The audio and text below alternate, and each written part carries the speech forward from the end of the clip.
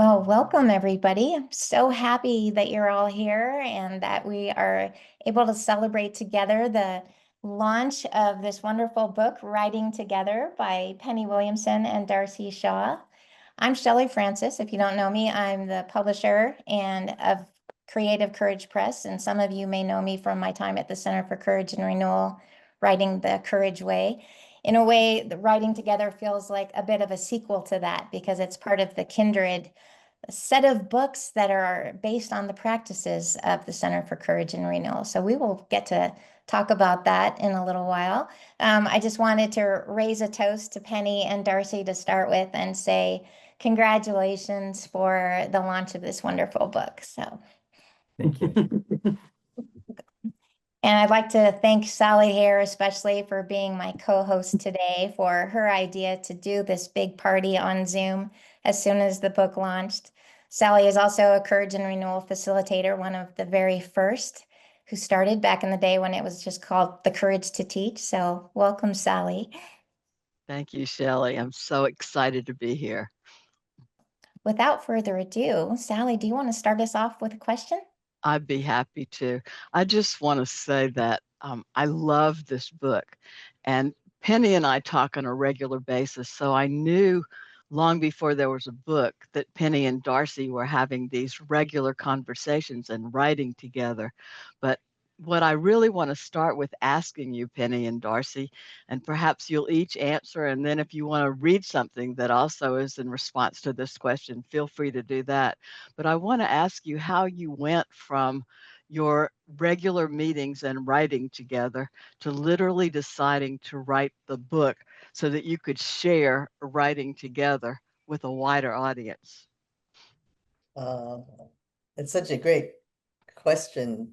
Shall I take a crack at it, Darcy? Go ahead, Penny, start us off.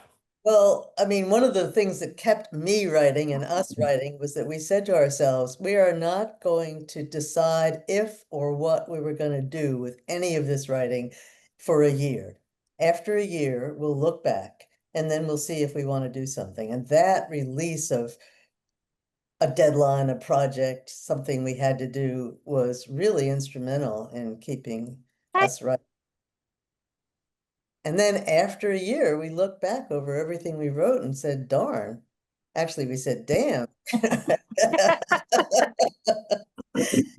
Because so much had happened that was unexpected. And we thought that the same things that happened for us, deepening our friendship, reflecting and making meaning of our lives, that could happen for other people. And that if we shared our stories and the way in which we developed the process to do that, that it could predictably happen. And that's when we decided, why don't we write a book about this? Yeah, and I think one of the key things was we held the writing pretty lightly, as Penny said, through the year.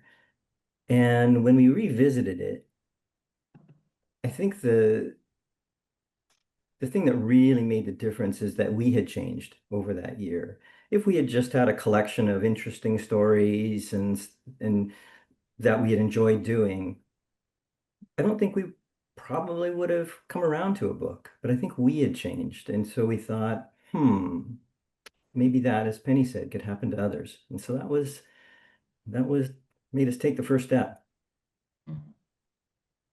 I really love that because even as I read the book, I got a sense of your transformation as you were continuing to write. And I think what I love so much about this book is that it's about so much more than writing together, but it's writing together as a portal for deepening a relationship, a friendship. And again, and let me turn back to you two. And if again there's something that you want to read that speaks to that, or that you just want to respond that speaks to that, I'd love that. And then I have a question I want to ask you, Shelly.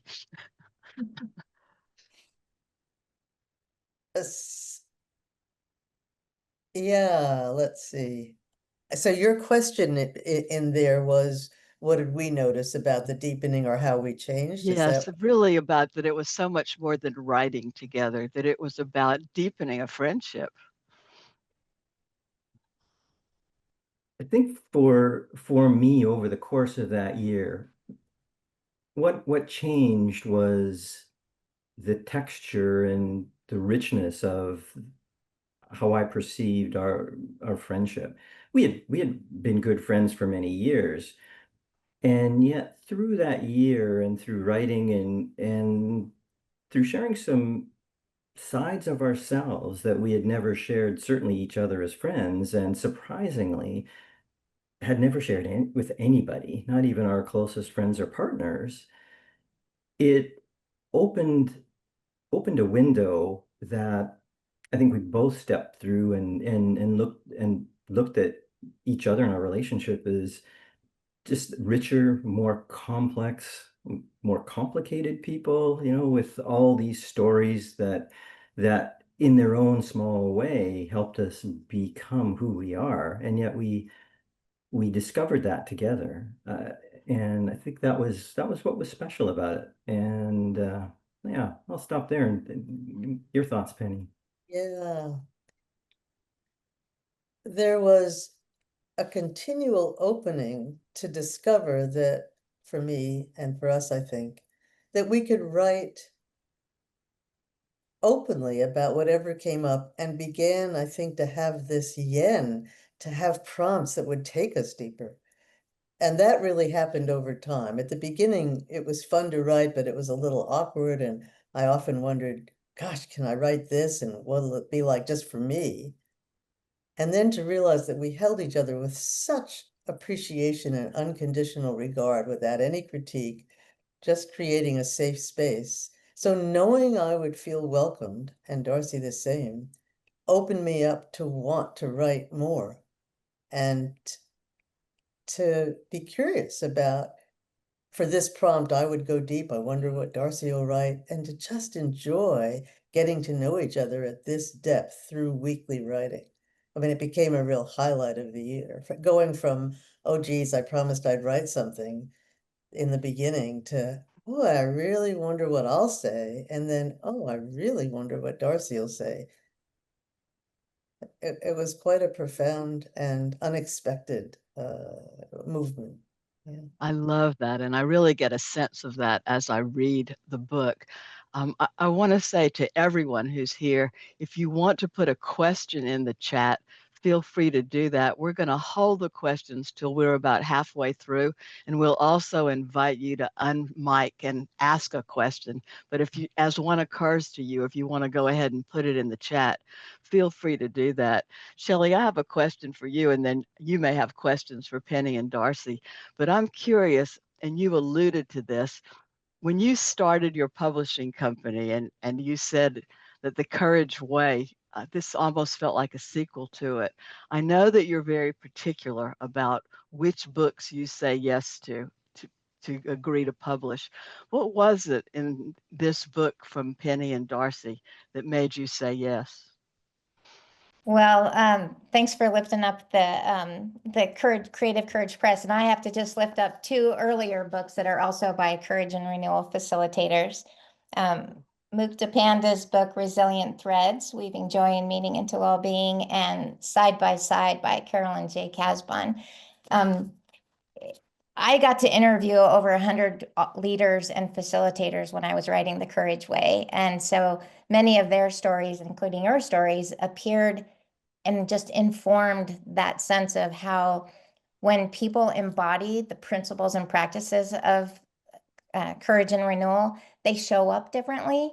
And that's what that's what I was intrigued by, but I also knew would be true, is that if you're going to be writing a book together and you're basing it on the principles and practices of the Center for Courage and Renewal, it's going to have a special flavor to it.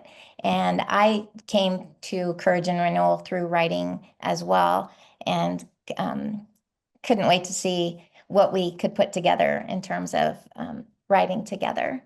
So for people who haven't started reading the book, I'm wondering, Penny and Darcy, if you could take us back to sort of the beginning and walk us through a typical writing day. What did your process look like, and how did you use poetry as part of it? Oh, I'd love to start, because it really, it really became the safe space that we created, that we knew we could offer to others, that is what held us through this process. So we would get together by design on a Zoom call. And the very first thing we'd do is just settle in and take a few moments of silence just to kind of arrive. And then we'd always check in, what's been going on in your life, because, you just gotta start. Can't just say, okay, let's write, so we would do that. And then as we do in retreats, we would create a prompt, a writing prompt that we would then write on, but we would do that by reading a different poem each time. So we would read a poem, and in this case, because we'd used a lot of poetry in our retreats and wanted to come fresh to the poetry, we ended up picking a book of poems by Padraig Ó Tuama, Poetry Unbound, and it's 50 poems, and we thought, perfect. So we just so admired him, trusted that he would curate interesting poetry. So we would pick a different poem each week, read it out loud, and then see if some phrase or word struck us, and we would brainstorm, well, what writing prompt might come from that? Pick a prompt, and then we would set a timer and write for 10 or 15 minutes, each of us muting ourselves alone to that prompt. Then we would read what we wrote to each other, and the ground rule for that was just appreciation. No criticism, no, oh, you could have done this or that, just simply welcoming and holding space for the other person's reading. We each did that. And then oftentimes those first writings would give rise to other questions, often deeper questions. So we would create a prompt that we would write on at home with no time limit, however long, and send that to each other for the next session and read our writing at the beginning of our next meeting, and then check in, and then go through that whole process again. So that was the process, and it really created, particularly with the sense of welcome, of spaciousness, of no guiding, of simply holding space for the other person. It created an increasingly trustworthy space from the get-go that allowed each of us to go to places that, as Darcy said, we were surprised and delighted to be able to go to with each other. What would you add, Darcy? Yeah. And the other question that comes up for people is, how do we stick it out? How do we just do this over and over and over again? And well, part of that was certainly our process, that it made it easy to show up.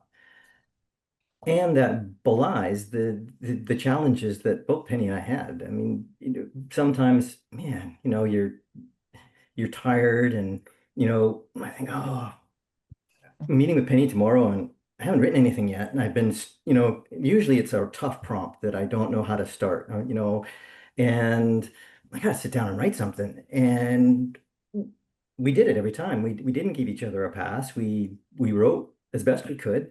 Sometimes it turned out, well, that's some good writing. I like what I did. And sometimes we go, oh, well, it wasn't my best effort, but we just kept writing and kept affirming and kept turning the page and just kept going. And that was the secret sauce, if you will, is that not only that creation of a trustworthy space, but the commitment to each other that we're going to write.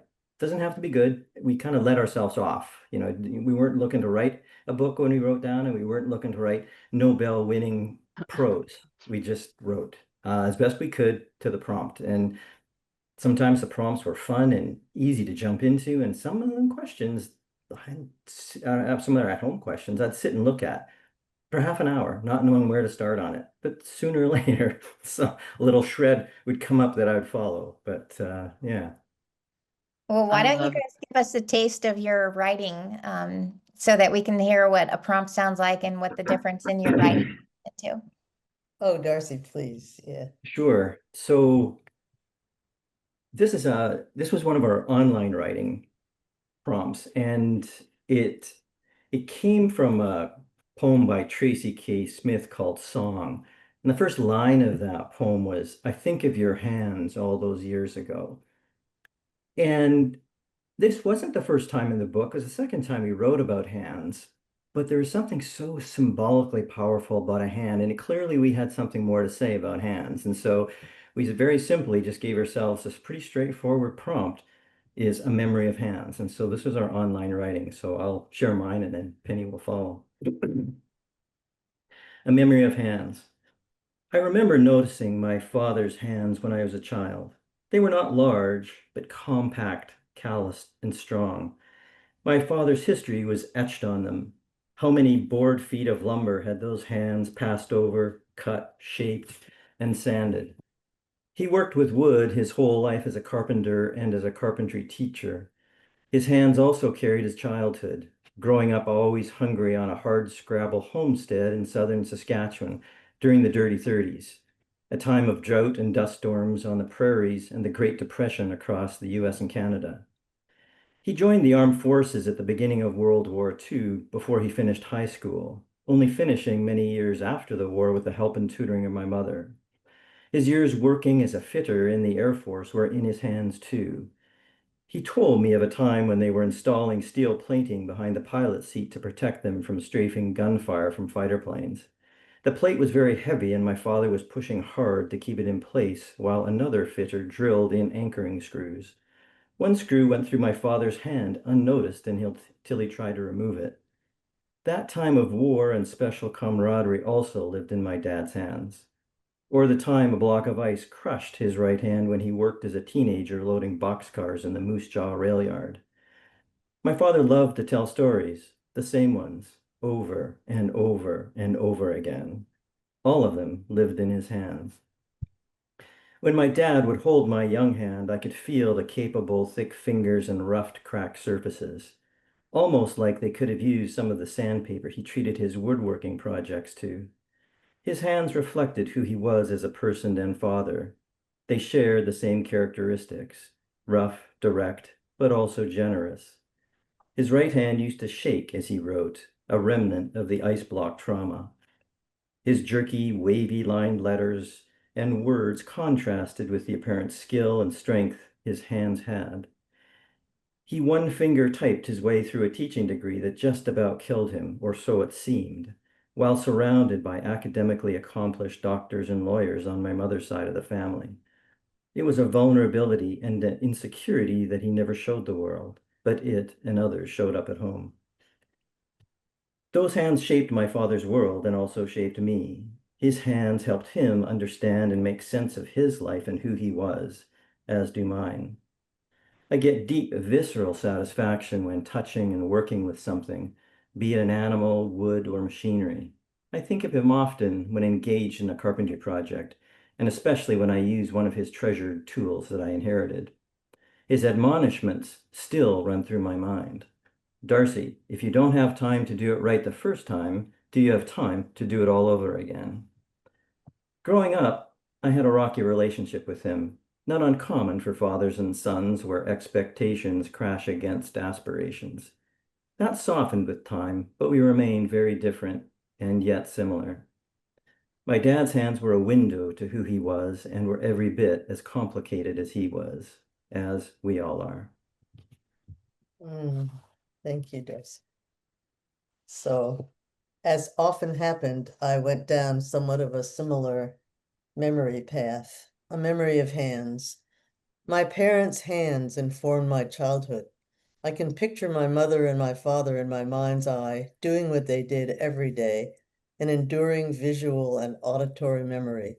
The exquisite skill of their hands defined their lives. Both of my parents were artists. Music and art filled our home. Mama was a concert pianist and taught piano in our living room for many years. Even after her intense stage fright caused her to step away from performing, she still played her magnificent Steinway concert grand for hours a day. I have an indelible memory of her patience, playing the same passages over and over till they flowed, mixed with the beauty of the classical music she played. Chopin, Schubert, Beethoven, Mozart, Bach, all the great ones. Papa was an impressionist painter. He created compelling portraits of all of us in the family, my mother, himself, me, and my sister. and would include in his paintings renderings of great sculptures by Rodin or Michelangelo or ancient Chinese scrolls. He loved architectural features, angles, windows, hallways. His paintings included intricate perspectives of distance and detail. I would often watch him as he painted, stepping forward to put a new mark on the canvas and stepping back far enough to see what he'd painted, being farsighted. And two, my parents listened. They listened to us kids and they listened to each other.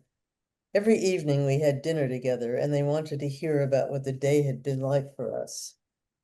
We each got a turn. It was more than a download of events. They delighted in the details and the funny or hard things we saw or did.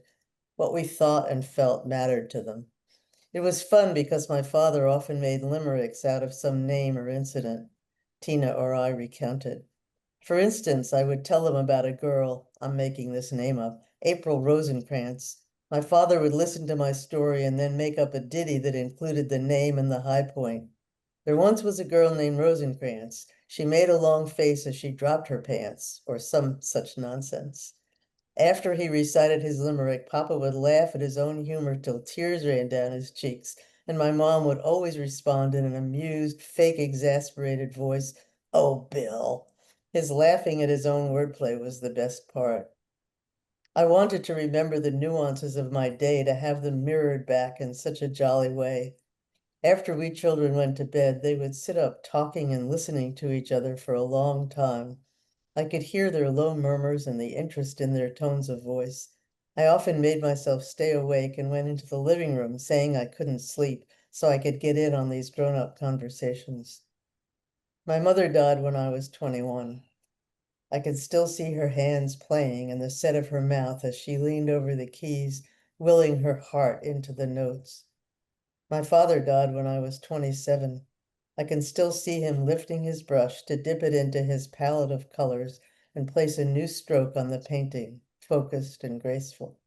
They loved ideas, they made art, their visible lives and ways of being became a part of me, informed me, formed me, are with me still. Thank you, Penny. That is so beautiful. I want to lift up one of the questions in the chat because it so follows what you just read to us. Virginia said that she appreciates the power of your writing to deepen relationships. And she asked, could you say a little bit more about using the power of writing together to get deeper into your own life experiences and how to support each other in this sometimes difficult exploration? Mm.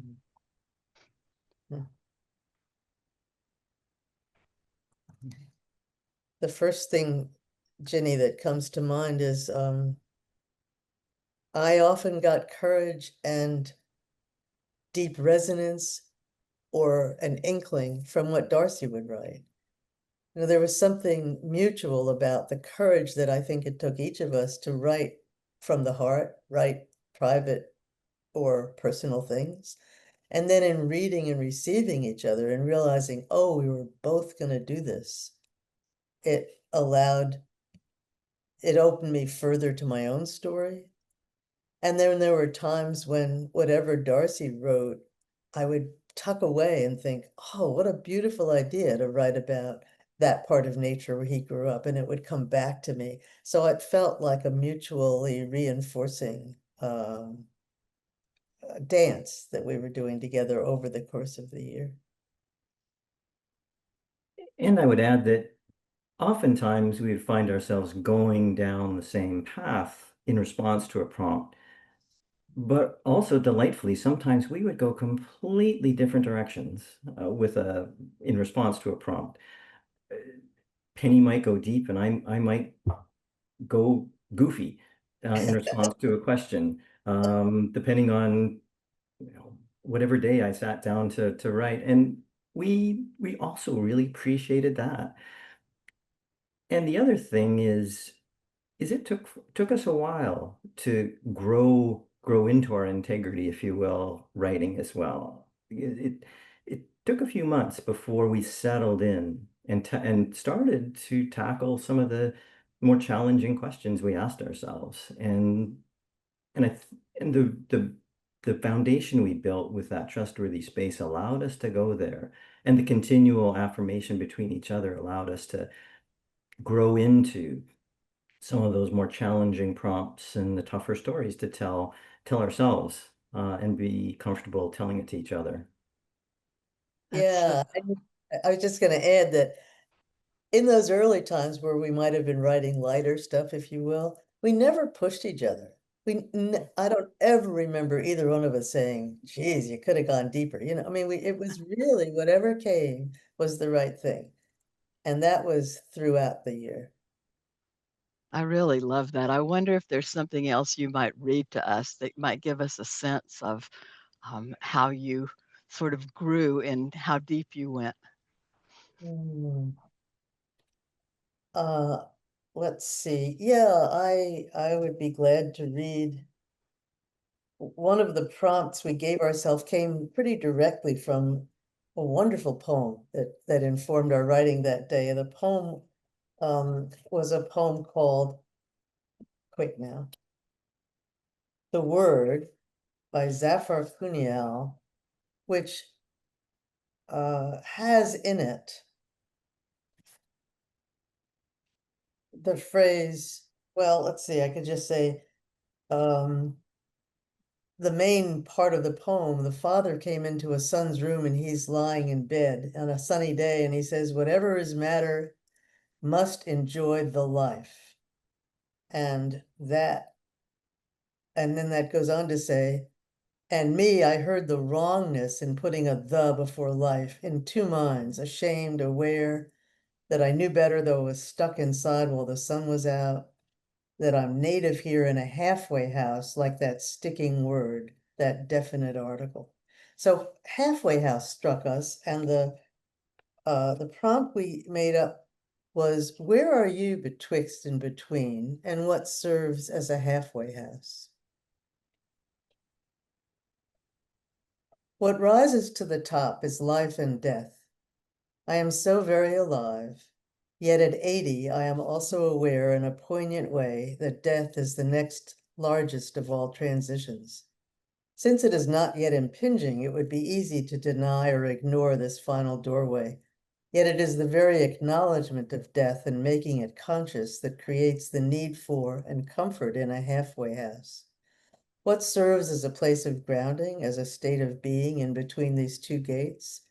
It is more than one thing. It is coming back to the present moment and living awake to each day.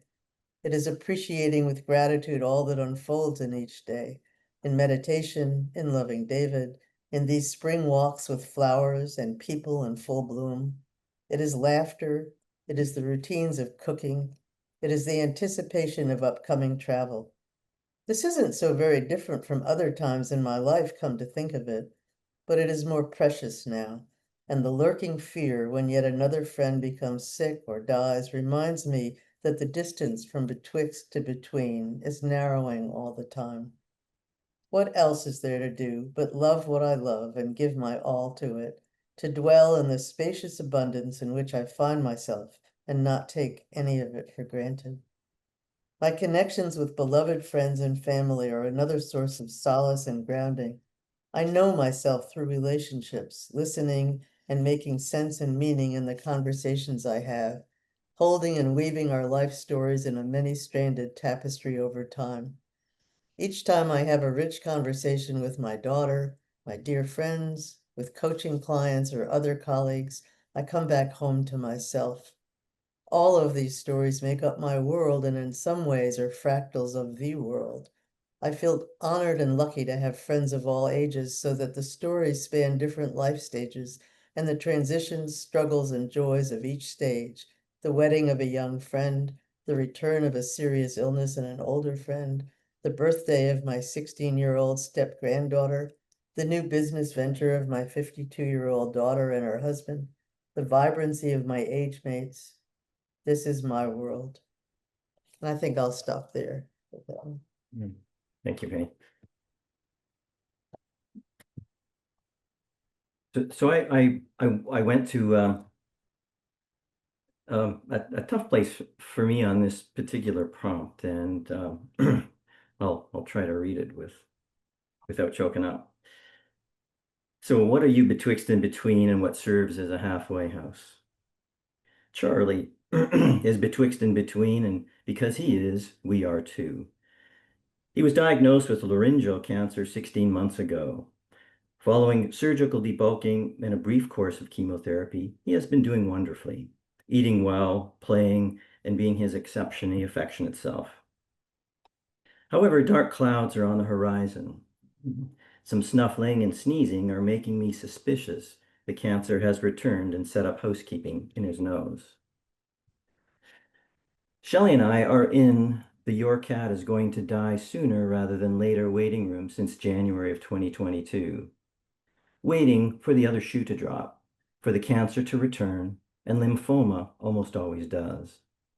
Charlie has been a lucky cat. To have another 16 and however more months tacked on to his kitty life is pretty good, all things considered. We have been lulled into a state of hopefulness. Maybe, just maybe, it won't come back. Charlie's imminent demise fell below the surface for a while, a happy respite, but now real worries return. There is a special burden that all pet owners implicitly assume when they choose to have a pet. We get to decide all things about their well-being, whether we want to or are ready to. Singular among those is choosing when and how they die, unless that is taken out of your hands by an accident or other circumstances. Most consider their pets to be part of the family, special, unique spirits that join us for a brief time on our collective journeys.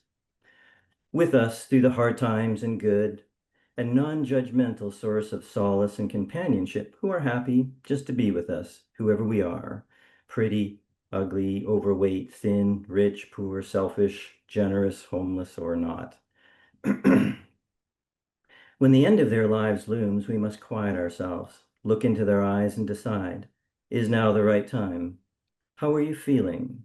Have you suffered enough? How much is too much? Am I holding on for me or for you? What if I make the wrong decision? Can I live with the decision I've made? It can tear your heart open and sometimes out altogether. The uncertain and fragile space between now and then, however, is lit by a warm glow like the last swelling bloom shed by an expiring candle. We hold them, pet them, and watch closely, sometimes looking for answers to bleak questions facing us, but mostly just to appreciate them, moment by moment and day by day. No expectations, no looking for too far ahead. We feed them anything, no fancy or expensive treat goes unbought. We throw the ball, dangle the string, or hide the toy mouse under the blanket just the way they like it. This is the halfway house. The temporary shelter before we go out into the sadness that lies ahead. We pull down the blinds on our worries for a time.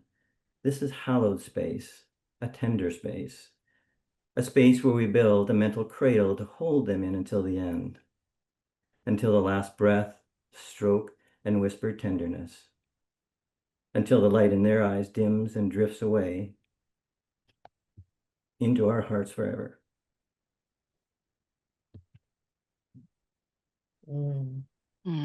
Thank you both. I want to lift up a question from Robin and Dan Hines because I think you've both just touched on that in what you've read to us. Here's their question. As you explored this shared practice of writing, what have you discovered is the distinct power of writing with another writer in contrast with other forms of expression?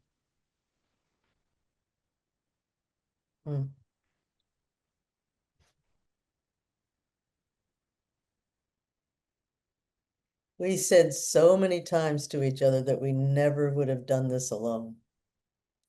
And I think partly that was because we had a regular structure that kept us committed. And because there's something about, first of all, writing and knowing what's coming up from your own self, but then to read it and be witnessed, deeply listened to, held, and witnessed. I don't know that I even have words for how powerful that is, and what a surprise it was that I could somehow hear myself better, know myself better, because I was being held so beautifully by Darcy's receptive listening to what I put down on the page.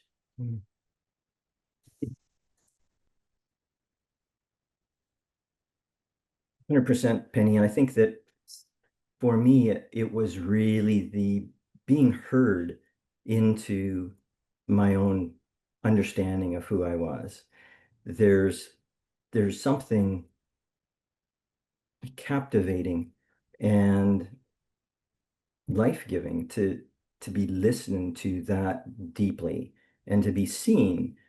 And we come to know ourselves by what's reflected back to us. And I think that that reflective process with our writing between both of us made what we wrote, for at least me, seem real and somehow settling. Once it was out there, once I was witnessed, is that it was okay to have that story, that part of me, become part of the bigger picture of who I thought I was. And that was a special gift, and certainly one that I wasn't anticipating to receive during the process of this year of writing. And I want to add, we didn't always write deep, hard stuff. We also write funny, light stuff. And Darcy has a fabulous sense of humor. And there were just times where I would just crack up. I know I wasn't supposed to say anything, but that was great. And I think there is something about being appreciated for all of who you are that, there's nothing like it. Really, it's pretty great. Yeah. And to follow on from that, just in terms of our writing process, is that sometimes after a week of maybe heavy sledding when it came to emotional stuff that we may have written, we had to come up for air. Like the next week, we'd come up with some easy prompt that we would just have fun with, sort of the dramatic release at a certain part of a story. And so we did that too. And I think that also kept us writing, is knowing that, we don't have to go to those tough places all the time. We just can have fun too. And then I'll add another thing is we're different enough in many ways that I learned so much just about Darcy's part of the world where he lived and what that land meant to him, or his deep love and holding of animals in a way that went far beyond my own experience and was an absolute treasure to learn about. So I think when somebody becomes really interested in your story and who you are, you want to tell more. And that was, I think, what we did for each other. That's really quite profound to listen to you reflect on that. And you make me realize that writing is inner work and that it's also a solitary journey, but that your choice to write together was a first step in going public. As you said, Darcy, that it's the mirror that allows you to then hear yourself in another way. And now you've gone even more public in deciding to write the book and in writing the book. And Monique has a wonderful question in the chat. She wants to know, how did you choose what to include in the book?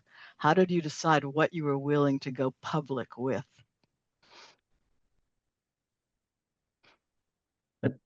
It's a great question, and we certainly didn't have a template in terms of how we curated what we wrote. We we came to it, I think, partly the stories that and the writing that we both really appreciated, that, and some of those stories were funny stories, and some of them were some of our most impactful stories. I mean, we didn't. Correct me if I'm wrong, Penny, but I think our hardest stories ended up in the book because they were so powerful to us. They impacted us. And having said that, it's a complete mystery to me. And Penny, like, how did we get from stories we didn't tell anybody to, okay, well, let's just tell the world now. It's all okay. I'm still not sure I worked that out for myself, but here we are. Yeah, all I would resonate with. And I guess I would say also, let's see, well, we did think, we wrote about different aspects hard times in our life, memories, but we also wrote about stories that took us beyond words or the impact of music or art. So we for sure said, let's include stories in the few that we share, the relatively few, that spans the breadth of what we ended up doing over the course of the year. And yeah, that question about, I mean, going from really having a hard time writing, period, to having the courage to write for myself, to then share with Darcy and get ever more comfortable and actually look forward to that whole process. And then at some point, I just thought, you know, these stories I've been holding so close, they're just human stories. Everybody has human stories. I don't have to be so worried about it. I don't have to treat them as such precious things that I can't share, because maybe if we share our stories, other people will think of their own stories, and everybody's stories matter to them and to other people. And really, that's why we wrote the book. We thought, it wasn't that we thought our stories were so great. We thought every time we had a prompt and heard each other's stories, it made us think of more. And we really wanted to share that because we felt that we came up with a process that would be predictably replicable for any 2 people or 3 people or whatever that tried this. So I think it was that, just getting over myself, getting the ego out of the way and saying, they're just stories, you know? Yeah, I love that. And it's a paradox of they're just stories, and everybody has a precious story. And maybe by my sharing mine, I can help unlock yours. Shelly, why don't you jump in here and tell us a little bit more about how we can get the book and how we might learn even more and go deeper with this conversation with Penny and Darcy through some of your videos. Shelly, you're muted. You're Okay. muted. I'm Yes, muted and I'm trying to scroll down onto my notes to get the link in the chat screen. So I will definitely do that. Like, this conversation makes me think of so many things. And one thing I wanted to lift up before I forget about it is that the examples of what you read are why we ended up calling this a dual memoir as much as a creative guide, because you each told and chose to share such deep stories of your life, and you went deeper from your online prompt to your take-home prompt, but then you also wrote together. As we were editing the book over the past year, you went deeper with what you might call like hindsight questions. So it really shows how each story that you included in the book takes you deeper into your own stories and your friendship and the meaning making. But also, each of those serves as another prompt for the readers. It's not just that we want the readers to take the prompt that you created from the poem or figure out how to write a prompt themselves, but your stories will generate their own ideas. And Penny, you had a story quickly about that your writing suggested something to other people. Do you remember your friends? Um, Oh, yeah, sorry. Oh, blank, right? No, I had just had my first copy of the book, and we stopped off on the way home from a trip to visit dear friends, and the woman in the couple asked if I'd read a story. And that was so cool. I had never done that before. So I read a story, and the prompt was, tell of an experience that took you beyond words. So I told my story, and immediately each member of the couple told their own story to that prompt that came up from listening. And they were great stories. And I said, that's why we wrote the book, because we thought that if you heard our stories, your own stories would come up. That was just this wonderful, affirming moment. And I did just paste into the chat. You can copy it from the chat, or we will include this in the email that we send to you afterwards. But you can buy Writing Together from any of your favorite booksellers. So whether that's Bookshop or your local independent bookstore or Amazon. You can also follow Penny and Darcy at their Substack. And we will include, they've been doing a 12-week series of short snippets of videos, answering questions and then creating a writing prompt. So I kind of snuck in there with how can they continue to engage with you, but what else is coming up in the works, Penny and Darcy?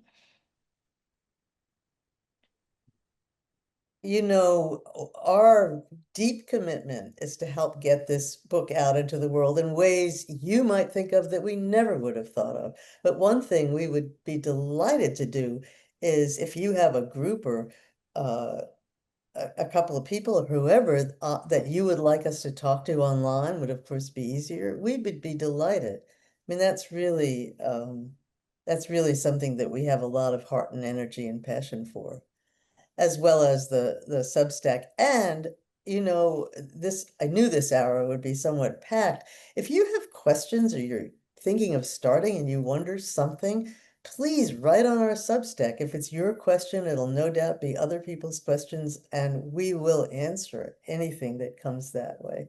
We'd love to.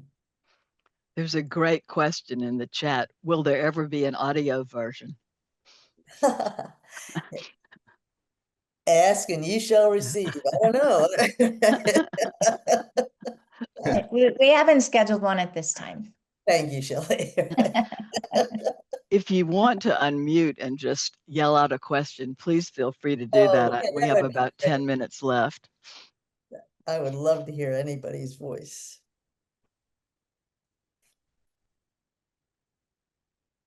I have a question.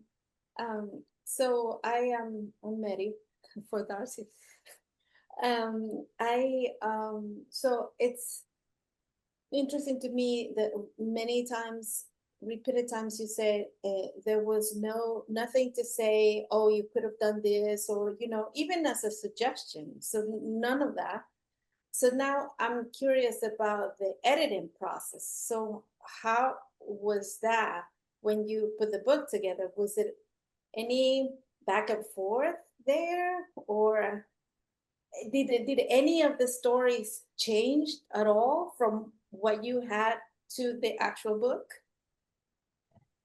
You know, we didn't edit the online writing at all. We just didn't, because it wasn't meant to be perfect. It was meant to be human. And before we would send in our at-home writing, we would maybe do a little shape shifting to make it grammatically better. But yeah, it's a great question. And no, it wasn't, we really didn't do a lot of editing. No, we just did little tweaks and twitches every now and again with a story that, oh, that was a really clumsy word. I'll put a word in here, but no major changes in the themes of the stories or what we wrote about. I The see. one thing Shelley mentioned it that we did do some after writing, that we get the stories we wrote, we'd think, wow, there's more to say about that. So when we wrote the book, we would add, you'll see, reflections and further thoughts. So there was that. I see. Okay, thank you. Yeah, thanks, Nettie. I think Carol Casbon has a question. I just want to say I've listened to Penny as this came together and read the book, and I just adore it. I think it has so much potential, especially for Courage facilitators. This is just a ready-made and really different opportunity to write together. So congratulations, you two. I just love it. I love Darcy, your perspective as a vet, because I adore animals. My cat's been climbing on me too, Shelly. And Penny, I've known you for a long time, but I got to know you in such a deeper way by reading your book. So anyway, thank you. Thank you. Congratulations. Thank you.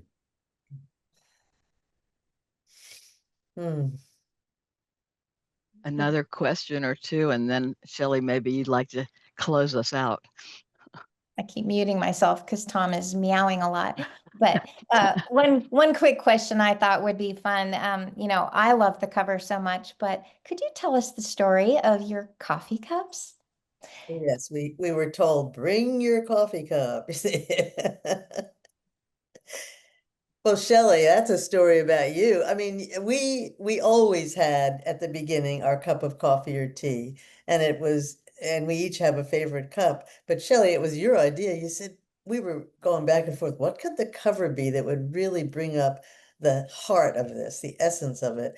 And you at one point said, "How about coffee mugs?" And when you said that, I don't have an artistic vision in that way, and thought, oh, I don't know. And then, dang, if it didn't just materialize into the best possible metaphor for what this was about, it seemed like. Yeah, actually, the book cover was one of the biggest challenges of the whole book process. Actually, for some reason, I thought it'd be pretty straightforward, and and to be honest, I think Penny, we've not talked about it quite like this, but I think we had to get over ourselves a little bit, in terms of, having a fancy sort of spiritual kind of cover that was so meaningful. And then when Shelley suggested cups, we both thought, cups, cups. And then as we thought a little bit more about it, like, oh, okay, that makes a whole lot more sense. And Okay, a lot more welcoming. but to be transparent, on page 24, Darcy, you write, my cup is small, a slightly cracked, green-lipped white relic from a 1960s style diner. I love its unpretentiousness and the stories it could tell of the countless times someone brought it to their lips. And so you inspired me because I wanted to see what that coffee cup It's looked all like. I'm about like, this oh cup. wait, I've seen it on our calls. Thank you. I just love all of that. And I love the cover. There's so much gratitude and wonderful words in the chat. Penny and Darcy, if you haven't had the chance to read it as we're going, don't miss it when we get off. Be sure you get a copy of the chat. And I think I'm gonna Mukta do that. has a question. Mukta Okay, Panda. Yeah. So yeah, thank you to Penny and Darcy and Shelly and Sally for facilitating. Actually, Shelly, you uh, sort of read my mind. I was going to ask about the cover. So you've already answered that. However, I'm curious of two things. One, for those personal stories, did you have to inform people that you were writing about it? Whether I don't, whether there was somebody in the family or friends. And when in your writing did you have that aha moment that this is going to be a book? Mm, Two-part question, sort of. yeah. I can tackle the first part. There was one story where I used names in my family, and I did check with them and actually shared the manuscript with them around that to make sure that it was okay. So I was sensitive to that piece of it. Yeah. And I pretty much took out identifying characteristics or information that I thought would be too personal. So I didn't check personally with anyone, but hope I did a good job of that. And the moment of the book was when we read through all the stories in February after a year of writing. And we both said, this could be a book. And we were both surprised and really felt this tremulous sense of really. And then it just felt right when we talked about it. So thank Beautiful gift. Thank you. you. Shelly, do you want to tell us about the upcoming bookstore signing in Philadelphia? And is there anything else that you want us to know? Yes. November 6th, we are going to be at Head House Books in Philadelphia for a book launch in Penny's neck of the woods. Darcy will be there and I'll be there too. And we will share a link to that. You can also get it from Penny and Darcy's Substack, where you can RSVP and get a ticket and join us there. There was a book launch on October 7th in Prince Edward Island as well. So that's been really fun to see that the authors are getting used to having launches, and we appreciate you all being part of our online launch today, having a Zoom party with this many people. We all get to travel in from all over the world to be here. So thank you very, very much for making time on your weekend to be with us. And I add my thanks to that. Penny and Darcy, we want to give you the last word. I just am so thrilled that so many friends from so many parts of my life and work are on this call. I cannot tell you how much that means to me. It's been such a joy to work with Darcy and to keep on writing, and now to have people holding us up in this beautiful party. My family, my friends, it's just a thrill.